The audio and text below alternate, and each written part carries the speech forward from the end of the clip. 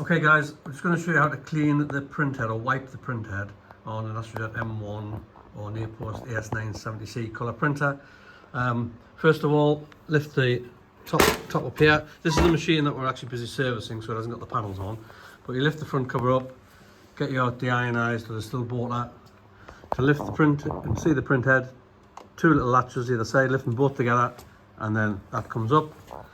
Inside of here you've got the paper path, you've got sensors there, okay, and then there are also sensors at the back, and then that is your printhead there.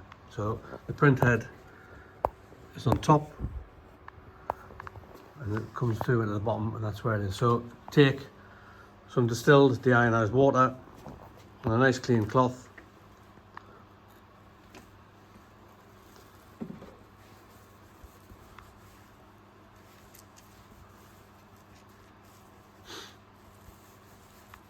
Okay.